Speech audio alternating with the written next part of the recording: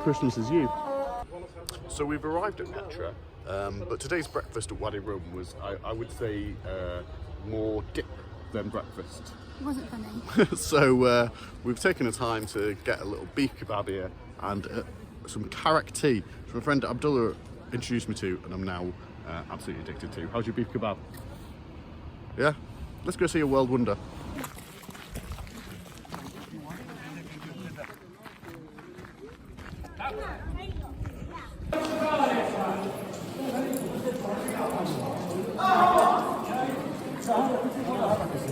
Majesty of the moment, only slightly ruined by Buell and Barney.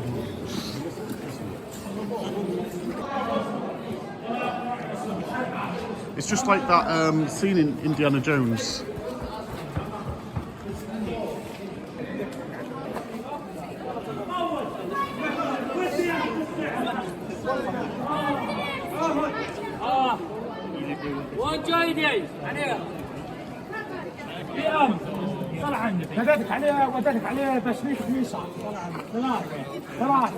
Indiana Jones and the locals having a Barney.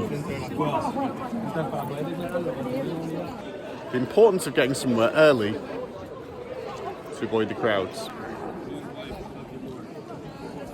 You want to go on a camel? Excuse me. No, thank you. Okay, thank you. According to the guide, known locally as the Treasury, this is where most visitors fall in love with Petra. Do you feel like you fell in love with Petra at the Treasury? No. Let's try and find some higher ground. So we've walked up a bit of the steps to the place of high sacrifice, or halfway to the place of high sacrifice. You get a much better view, and a much quieter view. Let's go all the way up.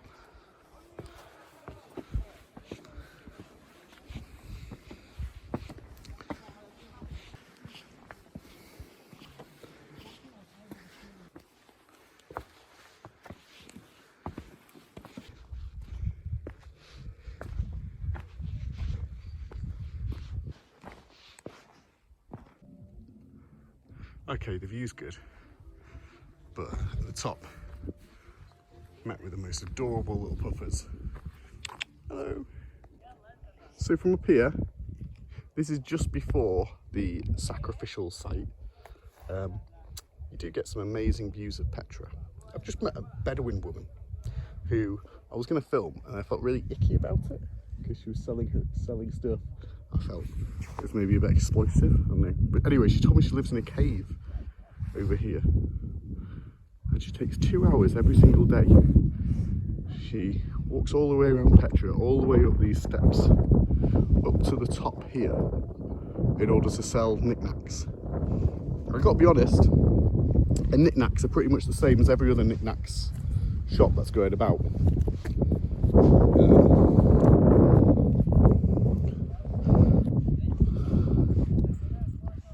Seems like a lot of effort. She said there's too many people down at the bottom selling stuff. There's probably a reason for that.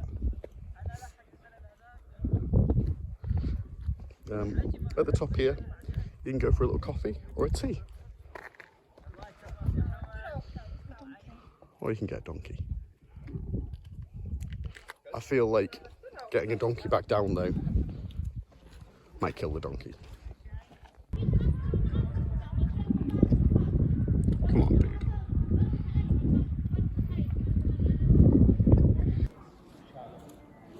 So, we're in Little Petra. How you get to Little Petra is you go around the visitor centre and there's a free shuttle bus that takes you here. Then, if you pay 5 Jordanian dinar each, you can take a little shuttle bus to the front of the monastery. This is Little Petra.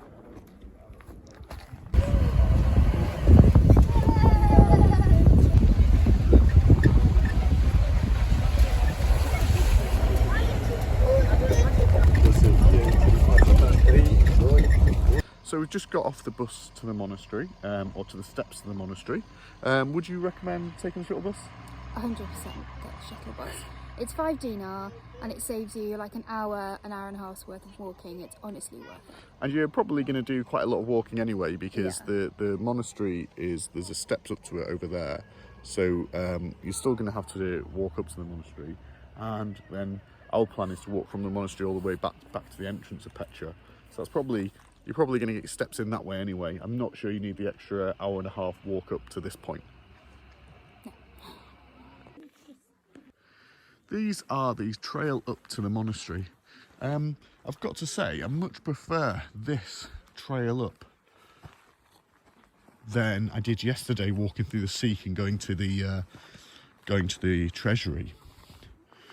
That felt very paved and touristy. Lots of shops selling tat on the way. Whereas this feels a little bit more like you're trekking into an adventure, a little bit more like you're trekking into some kind of hidden or less discovered place.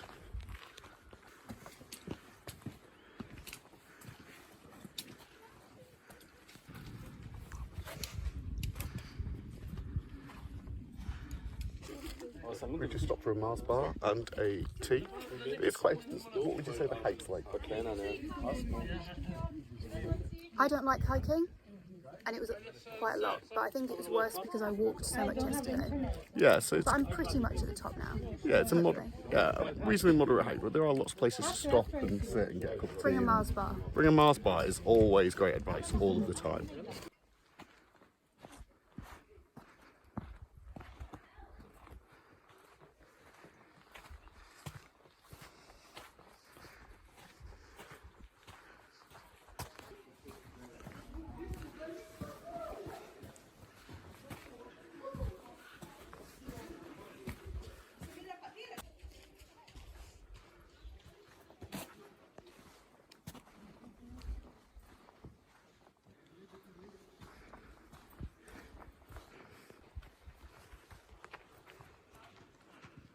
The monastery, which is about twice as big as the Treasury. It's absolutely massive, and when you come in the trail, it appears out the corner of your eye, it is actually pretty magical. The trail took us about 1.5 hours and was quite difficult, although I can't imagine it was any less slippery or horrible on a donkey. I saw some people on donkeys going by, and they didn't look like they were having the best of times. Now we've got to walk back to the beginning of Petra. There's these caves you can go in, and you get quite a good picture from the caves. There's also a viewpoint up here, but Emma had had enough of walking by that point, so we decided just to sit down by a little cafe at the bottom and have a cup of tea. Also, the caves absolutely reek of donkey poo. So Emma, what would you say is the advice you would give people? It depends on how much you like walking. I don't like walking, and I've walked a lot. So I would say go to the main entrance. If you really don't like walking, you have a mobility issue, I would get a little golf cart. You can see some main stuff and then golf cart back, and that's not a problem. If you've general fitness, you could walk that, and that's not a problem. There's also opportunity to go up and down loads of stairs and explore and stuff if that's what you want to do. Yeah, I think today we took the trail from Little Petra, went to the monastery. Once we got to the monastery, your knee was hurting a little bit, wasn't it? It's just too many stairs for my personal preference. And I think if the monastery had been like, if it was the end of the monastery and then you just got into Petra, it'd be fine. But after the monastery, it's quite a long little hike down, isn't it? Downstairs, which is what hurts your knee. I don't think the map really shows you how many stairs there are and how sort of challenging it is. So just bear that in mind and take lots of water and snacks with you. But now we're at the point, we've just had out after a restaurant behind us, the Tomb of the Kings. So we're going to head back into main Petra Square.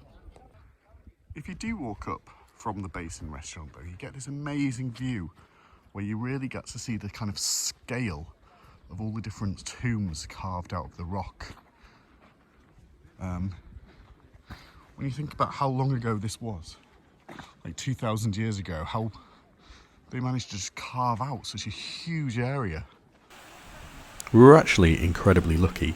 This video is from Jordan News Daily the day after we went. You can see it was flooded, it was evacuated. So if you go in December, you do really take your chances. The next video, we'll be talking about going to Amman. See you next time.